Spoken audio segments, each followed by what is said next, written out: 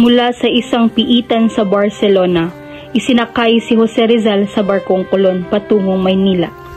Sa bawat hampas ng alon, dala nito ang isang masalimuot na hinaharap. Ito na ba ang huli kong paglalakbay? Kay tagal kong pinapangarap ang kalayaan, ngunit ngayon, ako'y gapos ng tanikala ng aking sariling bayan.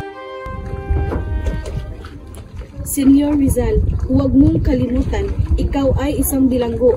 Bawal magsulat ng kung ano-ano. Kung may kalayaan akong natira, ayun ay ang kalayaan kong mag-isip. Senyor Rizal, sa kabila ng lahat, marami ang humanga sa inyo. Isa ako sa kanila.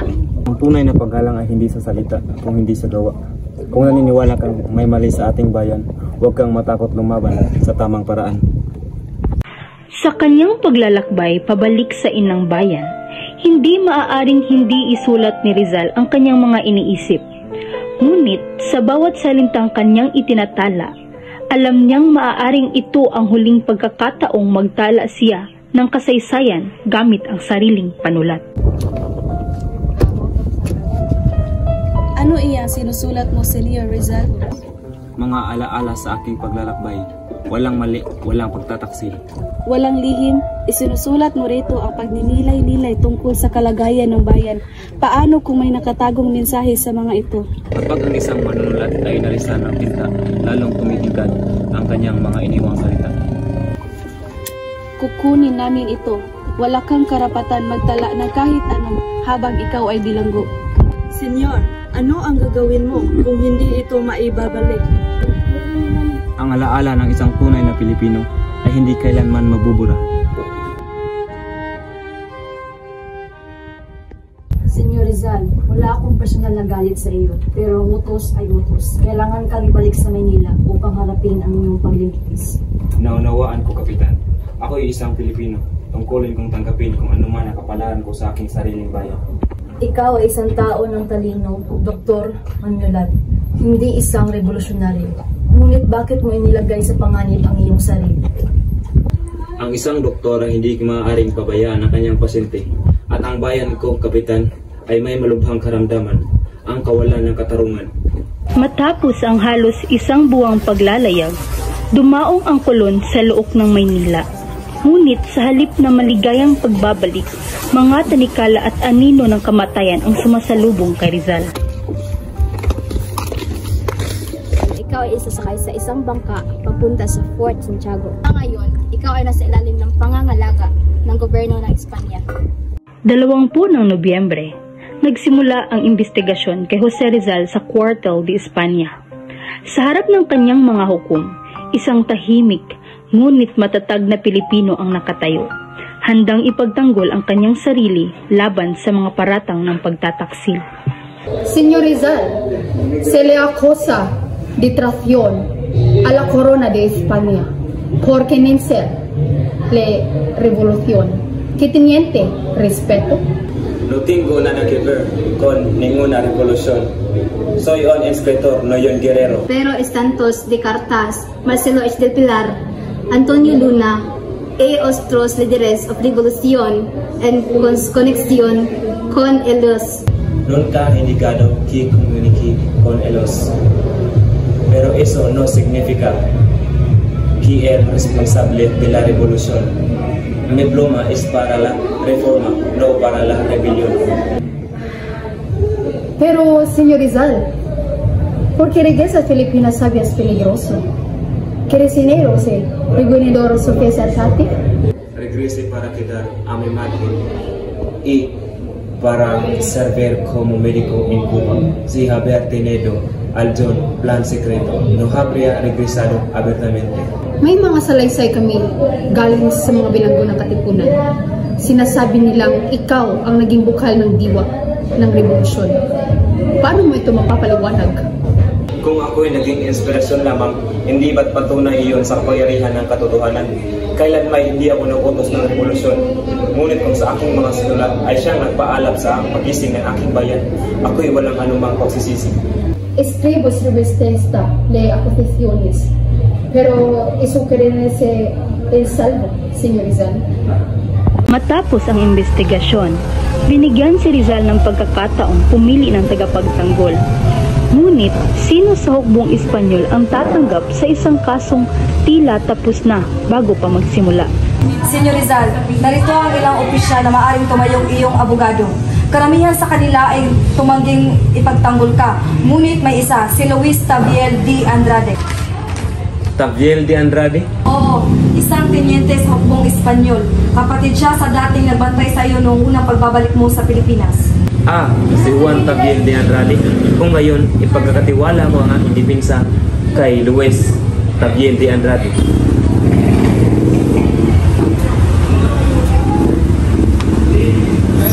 Senyor Rizal, isang karangalan. Ngunit dapat kong sabihin sa iyo, mahina ang asal. Wala akong inaasahang justisya mula sa hukumang ito. Ngunit kung may isang bagay akong ipinaglalaban, ito ang katotohanan. Gagawin ko ang lahat ng aking makakaya, Senyor Rizal. Hindi para sa akin, David, para sa bayan. 11 ng Disyembre, ang araw ng pagbasa ng sakdal laban kay Jose Rizal. Sa harap ng hukuman ng Espanya, itinakda ang kanyang kapalaran bago pa man siya magsalita. Jose Protasio Rizal Mercado y Alonzo Riolonda, ikaw ay pinararatangan ng rebelyon, sedusyon at pagtatag ng mga samahan laban sa Espanya. Mayroon kaming mga ebidensya, mga sulat, testimonya mula sa mga katibonero at ang iyong sariling mga akda na nagpapatunay sa iyong pagkakasala. Ang mga akusasyon na to laban sa iyo ay sapat na upang ipataw ang isang pinakamabigat na parusa. Kamatayan sa pamamagitan ng firing squad. Senyores, wala ang isang patunay na si Senyor Rizal ay direktang nag-utos ng himagsikan. Hindi ba't dapat niyang matanggap ang batas na paglilitis? Ang batas ng digmaan ay walang sinisino. Ang iyong depensa, Senyor Tabiel, ay walang saysay kung malinaw ang ebidensya laban sa iyong kliyente. Hindi ako rebelde. Ang aking mga sinulat ay panawagan sa pagbabago, hindi sa pagtanak ng dugo. Ang paglilitis ay itutuloy sa ika-26 ng Disyembre. Sa araw na iyon, ipapataw ang iyong hatol. Sa kabila ng paghatol sa kanya, nananatiling matatag si Rizal. Sa huling pagkakataon, isinulat niya ang isang manifesto para sa kanyang bayan, isang panawagan upang itakwil ang karahasan. Isinusumpa ko ang anumang paghihimagsik na gagamit ng dahas, ang edukasyon at hindi ang espada, ang tunay na sandata ng kalayaan. Parating mo ito kay Gobernador General. Dumating ang Pasko, ang huling Pasko ni Rizal. Sa halip ng kasayahan, lungkot at pangungulila ang bumabalot sa kanya. Anak ko! Ina! Anak! Jose, paano namin naharapin ang bagong taon kung alam namin wala ka na? Huwag kayong malungkot. Hindi ko kailangan mabuhay ng matagal. Sapat na yung alam kong hindi masasayang ang aking buhay. Jose, nandito sa isang Anak, isang hiling lang. Sabihin mo walang kasalanan ng iyong pamilya sa iyong ginawang laban. Ina, ang aking pangalan ay Madeline Teresa. Ang kasaysayan ang ipapakita ng katotohanan. Panahon na! Ika-26 ng Disyembre, ang huling araw ng paglilitis ni Jose Rizal. Isang palabas na lamang ito dahil matagal nang napagpasyahan ng pamalang Espanyol ang kanyang kapalaran. Senyor Jose Rizal, natapos na ang paglilitis. Ngayon, ipapahayag na ang hatol ng hukuman. Matapos suriin ang ebidensya at testimonya ng mga saksi, ang military tribunal ay nagkaisa sa hatol na ikaw ay nakasala sa rebelyon, sedisyon at sa pagtatag na illegal na samahan. At dahil dito, ikaw ay nasentensyahan na kamatayan sa pamamagitan ng firing squad sa umaga ng 30 ng Disyembre. Esto es una injusticias. Hindi patas ang paglilitis na ito. Huwag na magpagtalo dahil matagal ko nang alam ang hatol na ito. 2 araw matapos ang hatol, isang lagda na lamang ang kulang upang tuluyan ng kitilin ang buhay ni Jose Rizal. Nasa kamay ni Gobernador General Camilo de Pulavieja ang desisyong ito. Tila isang kahiyang kung bibitayin ang isang taong tulad ni Rizal, ngunit ang batas ng Espanya ay dapat ipatupad. Senyor Gobernador, Ang bayan ay nag-uumpisang mag-alala. Ang ilang Pilipino ay nagmamalasakit kay Rizal. Ngunit mas marami ang nais makita ang ating lakas. Ang kanyang panulat ay nagbigay ng buhay sa revolusyon. Kung hahayaan natin siyang mabuhay, lalong lalakas ang kanyang impluwensya. Isagawa ang hatol sa umaga ng Disyembre 30. Sa isang pirma, sinilyuhan ni Polavieja ang kapalaran ng taong magpapalaya sa isang bansang hindi pa ipinanganak.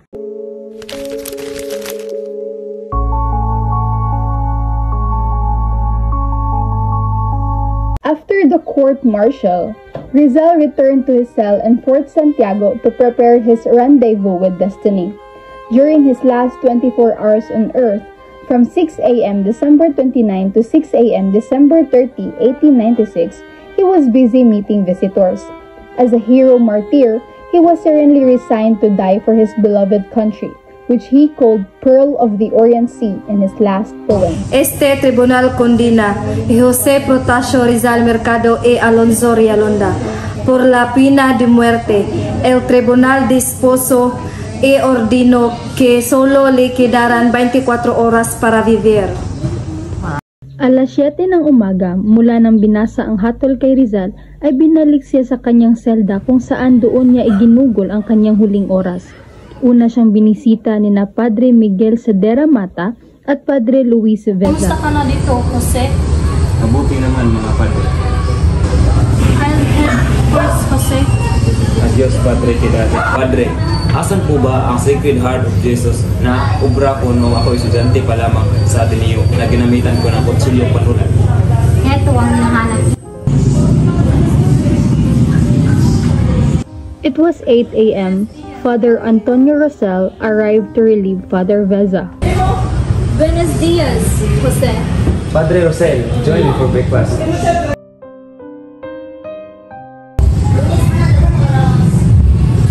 Buenas noches, Jose. Puta, animales! Aba, Teniente, marunong ka na palang magmura. Ako iyong napahanga sapagkat ikay kilala bilang isang magpapasensiyoso. Aba, mapapamura ka talaga. Hindi patas ang nangyari. Hindi tayo binigyan ng pagkakataong ipagtanggol ang kaso.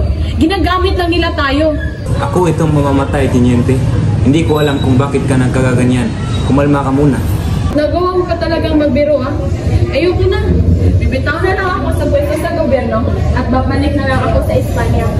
Nahihiya ako sa iyo. Nahihiya ko ang aking sarili sapagkat hindi kita na ipagtanggol. At bakit naman, Teniente? Dahil isa akong Espanyol. Hindi ka Espanyol, Tabiel. Pareho lamang tayo. Laking pasasalamat ko sa iyo sapagkat ginawa mo ang lahat para ipagtanggol ako. Gracias, lo aprecio, Teniente. O siya, mauna na ako. Mag-iingat ka, Tabiel. Mag-iingat ka rin, senyor. It was 9 in the morning when Father Federico Paura arrived. Father Paura, comienza. Gracias. ¿Cómo estás, ate? Estoy bien active, Padre. I have my own room, own bed, and friends who visit me. What more could I ask for? Parece que Tabiel no está contento con la decisión del tribunal. Seems like it, Padre. How about you? Padre, you're indeed a prophet. Do you remember when you said that someday I'd lost my head writing Noli? It was 10 a.m. when Father Jose Villaclara, Rizal teacher in Ateneo, and Vicente Baliger, Jesuits missionary in Dapitan who had befriended Rizal during his exile, visited the hero. Jose, we will go now. Take a rest. Bien, Padres. Ustedes dos quedens en su camino. Thank you for paying a visit. We had fun, Jose. Goodbye. Just as Father Villaclara and Father Baliger was about to leave, another visitor arrived, Santiago Matex, a Spanish journalist who wants to interview Rizal for his newspaper El Heraldo de Madrid. From 12 a.m. to 3 p.m., Rizal was left all alone in his cell. He took his lunch, after which he spent his time writing. It was probably during this time when he finished his farewell poem, Mi Ultimo Adios, and hid it inside his alcohol cooking stove, which was given to him as a gift by Paz Pedro de Tavera. during his visit to Paris in 1890. It was also during this time when he wrote his last letter to Professor Blumentritt, his best friend in Germany. My dear brother, when you receive this letter, I shall be dead. Tomorrow at 7, I shall be shot, but I am innocent of the crime of rebellion. I am going to die with a tranquil conscience. Goodbye, my best, my dearest friend, and never think ill of me. Regards to the entire family, to Senora Rosa, Luling, Conradito, and Federico. I am leaving a book for you as a last remembrance of mine. At 3:30 p.m., Father Balaguer returned to Fort Santiago and discussed with Rizal about his retraction of the anti-Catholic ideas in his writings and membership in Masonry.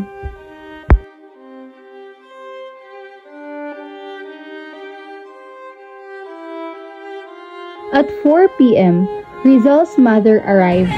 He knelt down before her, kissed her hands, begging her to forgive him. Kumusta ka ba dito? Napakain ka ba nila? Kumakain ka ba?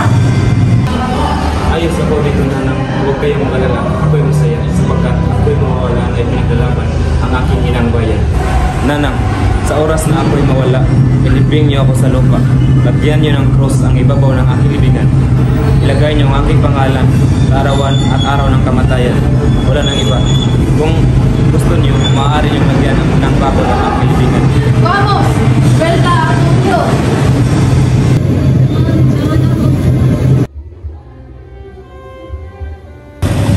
There is something inside. After the departure of Rizal's mother and sister, Father Villaclara and Stanislao March entered the cell.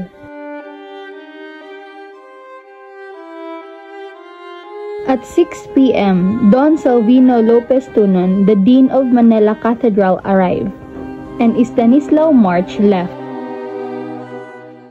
At 8 p.m., Rizal had his last supper with Captain Dominguez. Captain, I already forgive my enemies, including military judges who condemned me to death. I do want to die with hatred in my heart. I really admire your pure soul, Jose. At 9:30 p.m., Rizal was visited by Don Gaspar Sistaño, the fiscal of the Royal Audiencia of Manila. Realmente admiro tu noble cafe y inteligencia. Le voy a casa ahora. La noche es la mañana.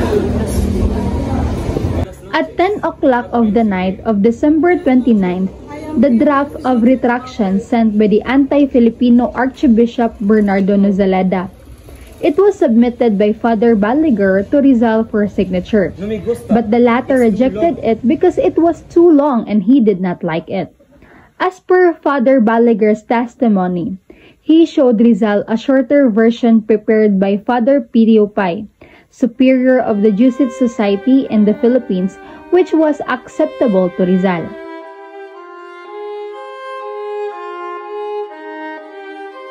At 5:30 a.m., Rizal took his last breakfast on earth. After this, he wrote 2 letters, one for his family and the second for his brother Pasiano.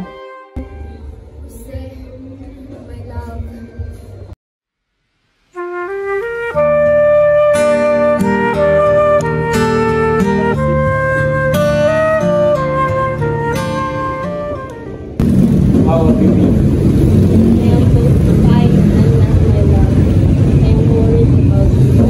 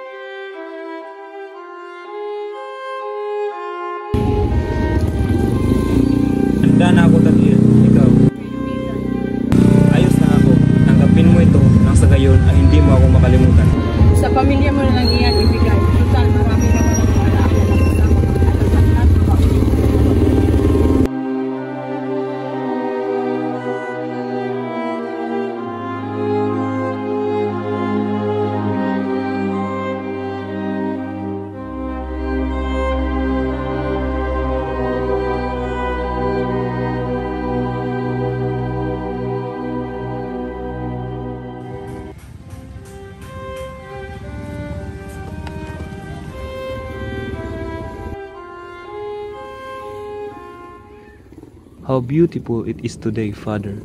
What morning could be more serene? How clear is Corregidor and the mountains of Cavite. On morning like this, I used to take a walk with my sweetheart. Is that Ateneo, Father?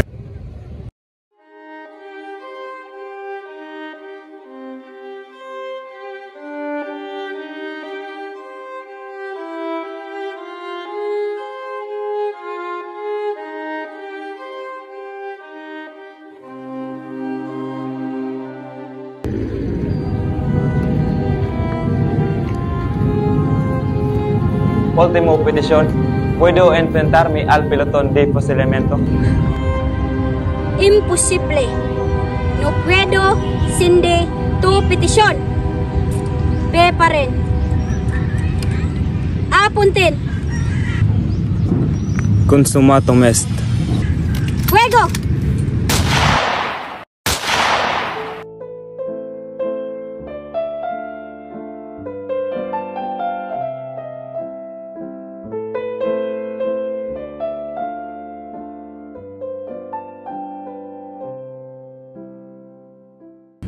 ¡Viva España!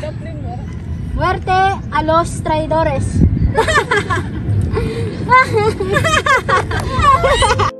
I die just when I see the dawn break through the gloom of night to herald the day. And if color is lacking my blood, thou shalt take, poured out at need for thy dear sky, to die with its crimson the walking gay.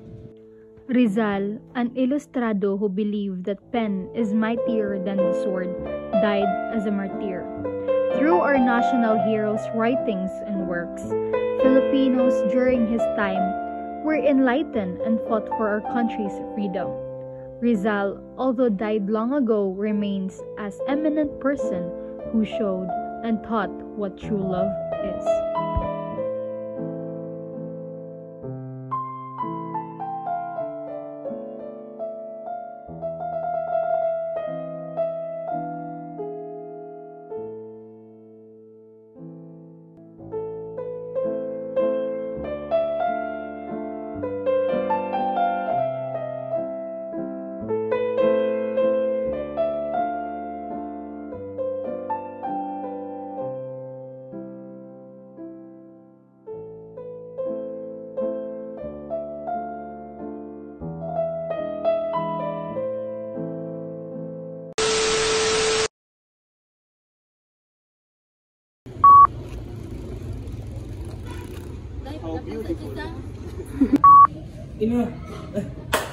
Balik.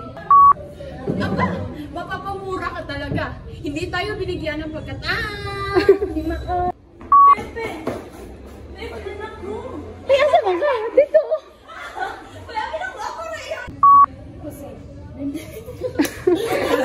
Balik ka, Ge. Ayaw mo balik, Ge. Sige na.